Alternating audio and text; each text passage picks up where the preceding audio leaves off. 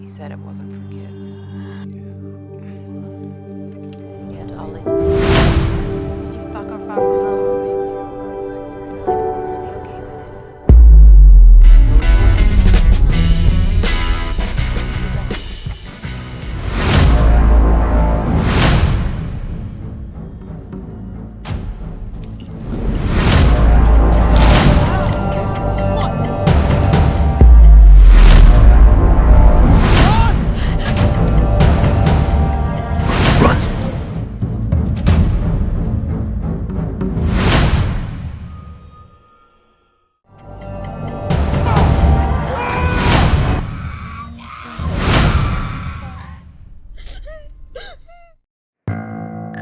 Cerita dibuka oleh kelakuan mengerikan seorang remaja yang sedang merombak wajah menggunakan gunting.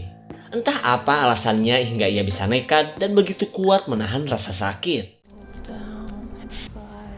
Setelah wajahnya rombeng, si remaja pun menggunakan sebuah topeng yang ia ambil dari boneka miliknya sendiri. Film berlanjut dengan sebuah prolog yang menceritakan adanya sebuah film psikopat di tahun 1982 karya seorang produser abal-abal bernama Wilson. Namun karena adegan di film itu terlalu sadis dan begitu terlihat nyata, film itu ditarik kembali dari semua bioskop. Lalu seiring berjalannya waktu, Wilson beserta para kru bahkan semua roll film menghilang dan hanya menyisakan trailernya saja yang masih tersebar di internet. Kemudian kita beralih ke masa sekarang, kepada seorang mahasiswa bernama Tyler yang sedang terobsesi dengan film karya Wilson. Lalu setelah melakukan penelusuran, ia mendapatkan data lengkap anaknya Wilson yang bernama Lexa. Bahkan wanita itu mempersilahkan siapapun untuk menemuinya jika mau tahu tentang film almarhum ayahnya, di mana film tersebut mengisahkan sosok psikopat sadis berjuluk si Babyface. Night falls, the terror. His name is Death. Sweetie. Lagi asik-asik ngumpulin informasi, pacar Tyler yang bernama Sherina rupanya sudah bete nunggu disodok Tyler yang masih ngebrowsing. Wanita ini pun semakin kesal saat Tyler lebih mementingkan film daripada cengkraman bibir berdiri miliknya. Di keesokan harinya, Tyler memberitahu temannya jika ia akan membuat film dokumenter tentang film terlarang buatan Wilson. Bahkan menurut rumor yang beredar di masa lalu, sebagian orang yakin bahwa setiap adegan di film itu real tanpa rekayasa. Film speaks a language. No, Wilson Wyler and Cannon said that. This thing is only. Singkat cerita, Tyler berencana untuk mencari sosok si Babyface yang bisa melakukan adegan yang begitu nyata. Ia pun akan menemui Lexa dan akan meminta bantuannya untuk menelusuri tempat syuting film psikopat itu. Kemudian ia memaksa temannya yang bernama Lalo untuk ikut membantunya, terutama membujuk Sherina agar ikut bersama mereka. Sementara ia akan cus keluar kota untuk menemui Lexa yang katanya bekerja di sebuah bar. I know you want to see this movie as bad as I. You didn't answer me.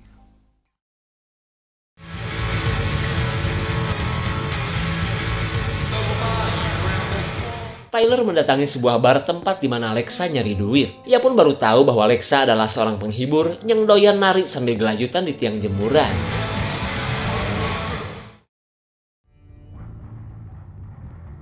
Well, hello. I saw you looking for me.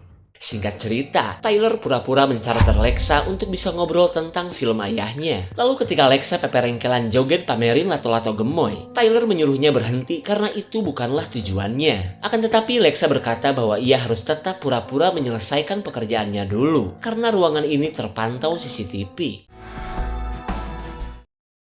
Kemudian kita beralih ke usaha Lalo yang sedang membujuk Sherina agar mau ikut dalam proyek pembuatan film Tyler. Terlihat Sherina pun semakin kesal dengan sikap Tyler yang tidak ngomong langsung kepadanya. Nah, di tengah kegalauan Sherina, si Lalo berhasil memanfaatkan keadaan hingga ia pun mendapatkan barang pecah belah Sherina, pacar dari sahabatnya sendiri. Kembali kepada Tyler dan Lexa yang kini sudah free untuk bisa ngobrol sepuas-puasnya. Tak tanggung-tanggung, Lexa si pecandu tepung oleng pun membawa Tyler ke kontrakannya.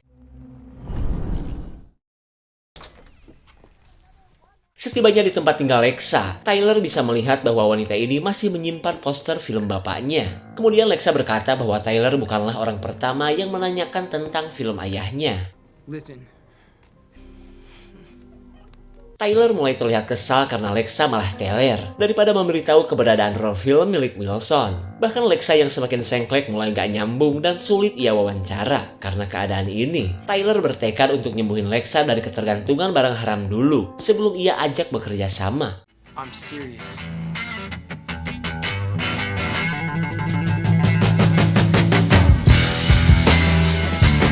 Serious? I'm helping you.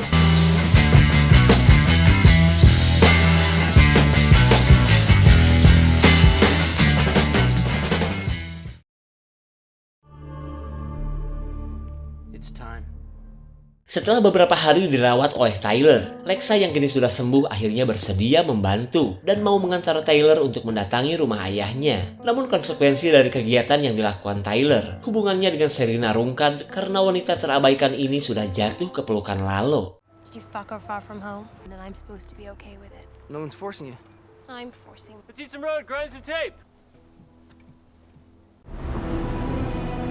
Singkat cerita, Tyler dan teman-temannya menuju kota Scargill untuk mendatangi rumah Wilson yang katanya sudah meninggoy 10 tahun silam. Tapi karena saking pelosoknya, kota Scargill yang merupakan tempat kelahiran Lexa tidak ada di dalam peta. Lalu Lexa meminta untuk jangan khawatir, karena jika sampai rumahnya nanti mereka bisa mendapatkan semua roll film bapaknya. Yeah? Then suddenly wait, everything would have been okay.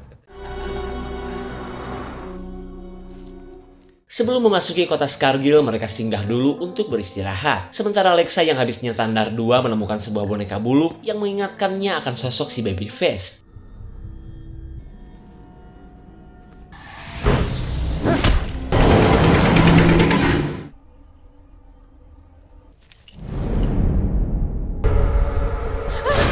Lexa merasa jika ia cuma halu melihat sosok yang dulu menjadi aktor utama di film ayahnya. Sees what he needs to see.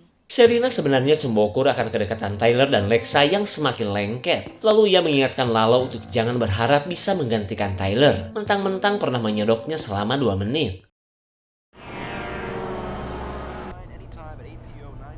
Daddy kept all his movie stuff at the house.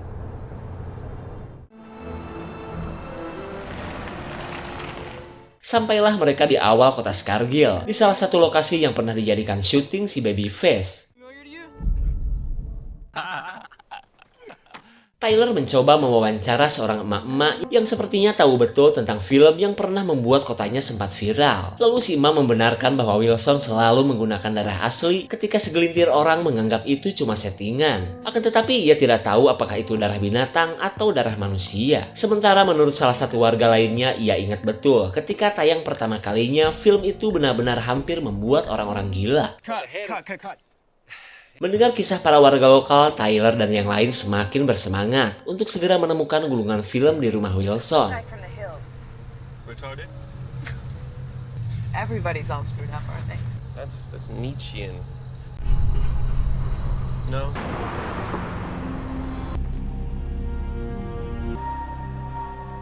Setelah ngotw berjam-jam, mereka tinggal melanjutkan perjalanan dengan berjalan kaki. Tak cuma membawa perlengkapan syuting saja, Lalo pun membawa beceng untuk berjaga-jaga. Dan tidak seperti di film-film yang lain, di kawasan hutan ini ternyata masih ada sinyal. 5 bars going strong.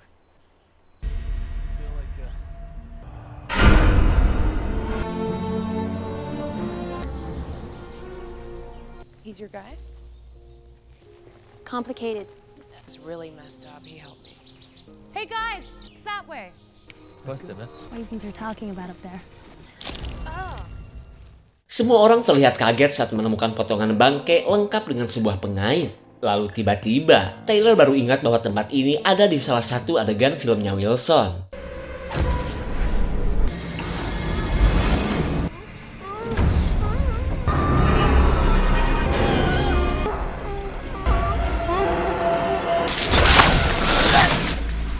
Dugaan Tyler ternyata sama persis dengan ingatan Lexa yang memang pernah menyaksikan adegan mengerikan itu. Lalu ketika Tyler sedang mendokumentasikannya, Lexa mengajak untuk melanjutkan perjalanan. We should keep going.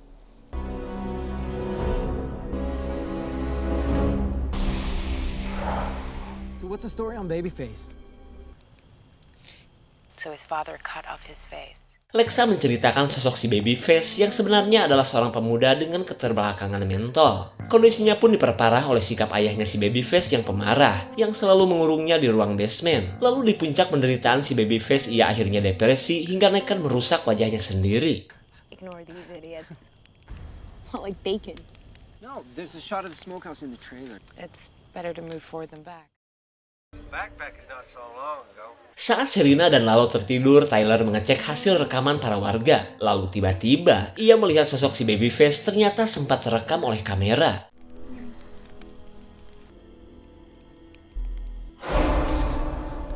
Sugante siluman bujur hayam, ternyata Neng Lexa yang katanya sedang susah tidur. Dan tanpa ada yang sadar, Tyler dan Lexa sedang dipantau oleh sosok si Babyface yang sejak kemarin mengikuti mereka. Let me interview you. Why the movie? This place. Bullshit interview answer. Stop. Tyler kaget setelah mendengar suara langkah kaki dari mic di kamera canggihnya.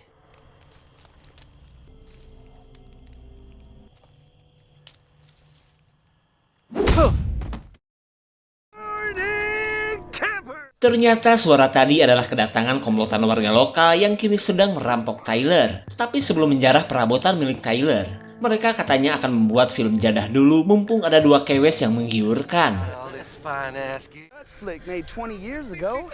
This one first. The internet. Oh.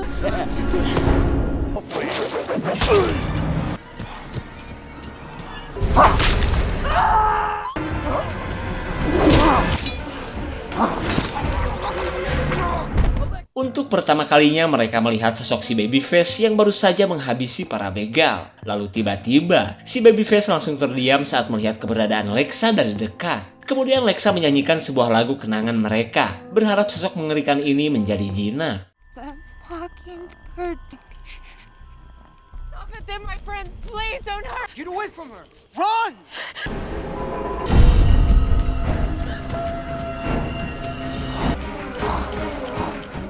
Lean over this way, man. Saat Lexa dikejar si Babyface, Tyler menyuruh kedua temannya untuk nyari bantuan menggunakan mobil. Sementara ia akan mengejar si Babyface sembari merekam semuanya. Tyler! This is so up. Some help. He's just a guy doing fucking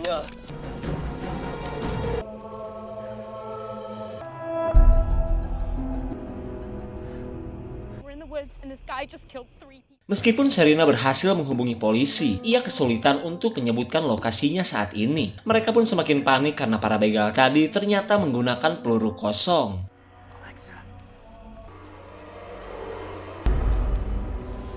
Pencarian Tyler membawanya ke satu-satunya rumah yang berada di kawasan hutan super luas ini. Kemudian ia lanjut mencari Lexa yang kini entah berada di mana.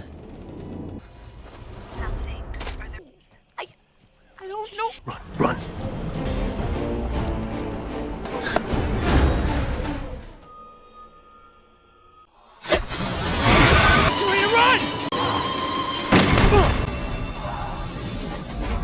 Lalo langsung terkapar pingsan setelah tertembak oleh senjatanya sendiri. Di saat itu pula, Tyler berusaha menyelinap menghindari orang yang sedang duduk di depan rumah.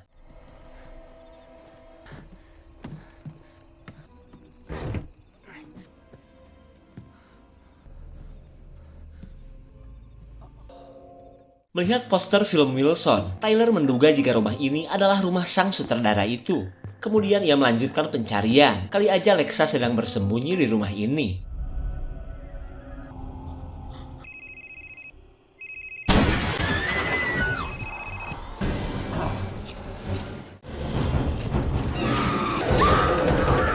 Saat Serena dikejar si Babyface, Tyler tidak mengerti rekaman CCTV sewaktu di bar berada di sini, dan sepertinya akan dijadikan bahan untuk pembuatan film.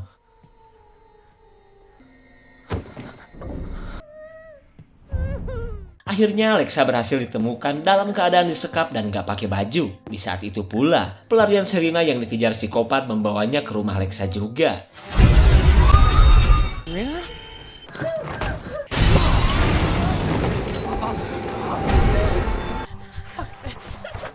Saat si Babyface kembali datang, Lexa kembali menenangkan sosok psikopat ini. Lalu tiba-tiba, Lexa memerintahkan si Babyface untuk menangkap Serena.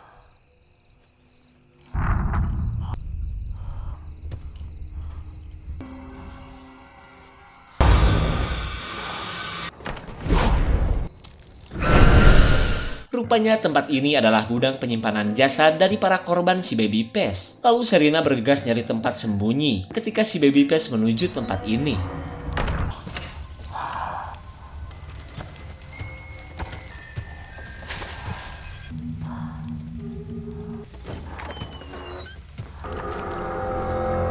Berkat berendam di kubangan darah, Serena yang berhasil selamat langsung membersihkan diri dari bau amis yang sangat menyengat. Lalu setelah mengganti outfitnya dari salah satu jasad, ia melanjutkan pelariannya.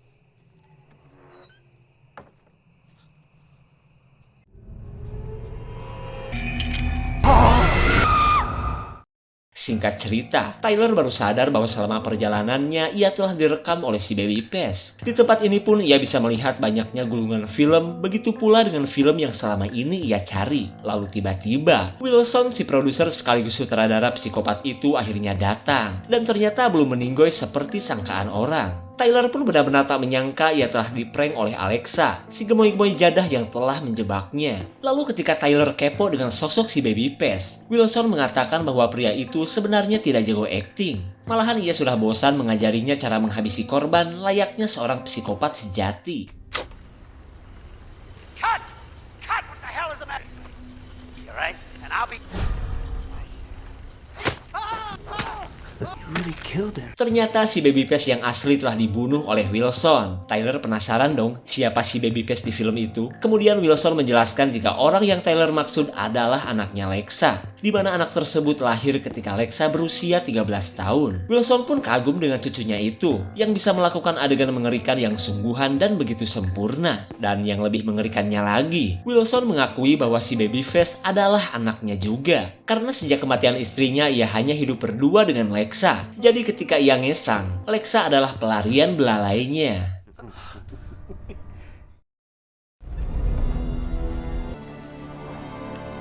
King, I knew all along.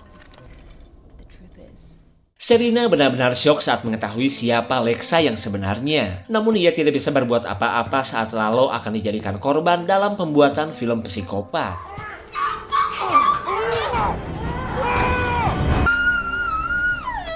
Saat Lalo sedang menjalani syuting, si Babyface akan menyodok Serena, mumpung ibu dan kakeknya lagi pada sibuk.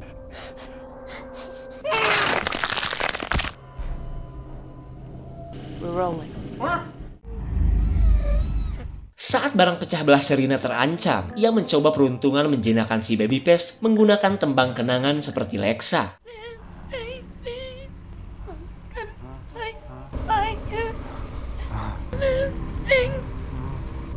You can keep singing. See, you gotta suck the audience in. You gotta make them believe what they're seeing.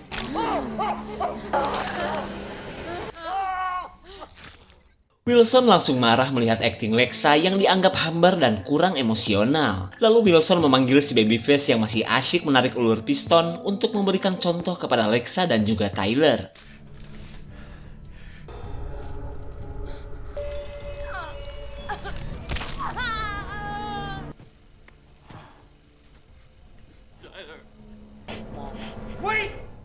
Saat Lalo sudah dekat dengan Tuhan, Tyler mengalihkan perhatian dengan menawarkan bantuan untuk membuat Wilson menjadi sutradara yang terkenal. Tapi sayang, Wilson hanya ingin menjadi sutradara terbaik menurut versinya sendiri.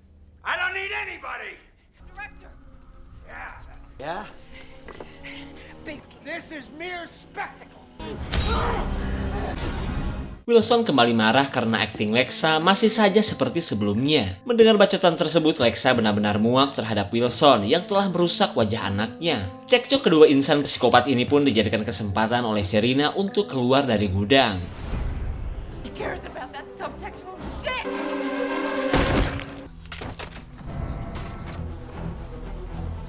Si Babyface jelas gak redo emaknya ditembak oleh ayahnya sendiri. Ayahnya dia juga sih. Lalu ketika Wilson terus menyuruhnya berakting, si Babyface langsung meluapkan kemarahannya. Good and tight.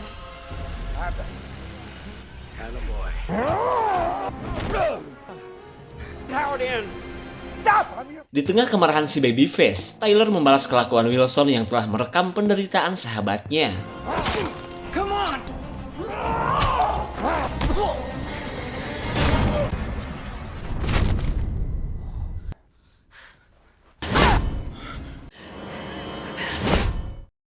Di keesokan harinya, Tyler sudah ditempatkan di bioskop pribadi keluarga Lexa. Di tempat mengerikan ini pun ia bisa melihat jasad Lalo bersama para korban dari kelakuan keluarga Lexa selama ini. Kemudian Lexa mengatakan bahwa ia telah menyelesaikan film yang selama ini ia buat bersama anak dan ayahnya. Dan inilah mahakarya mereka, dipersembahkan secara eksklusif kepada orang yang terobsesi dengan sosok si Babyface.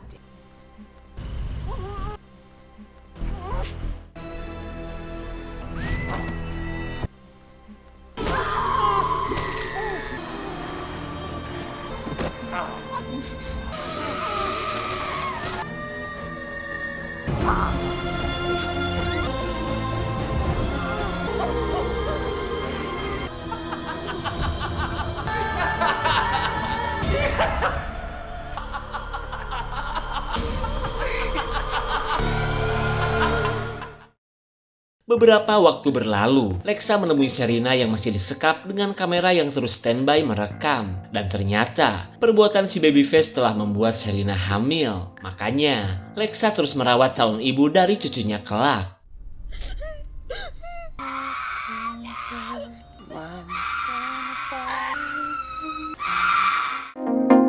Siapa sangka rencana Tyler malah menjadi petaka bagi dirinya dan kedua sahabatnya. Dari awal sebenarnya sudah kelihatan janggal saat Lexa selalu mengajak orang-orang untuk mendatanginya. Karena dengan cara itulah ia dan keluarganya bisa mendapatkan calon korban hingga bisa terus membuat film yang mengerikan. Seperti yang dialami Tyler dan teman-temannya. Lalu bagaimana dengan nasib anaknya Sherina nanti ya? Apakah akan menjadi anak yang soleh atau jadi penerus sosok si Babyface? Komen ya. Segitu saja untuk klip dan review kali ini. Tonton video di klip lainnya ya. Terima kasih dan sampai jumpa.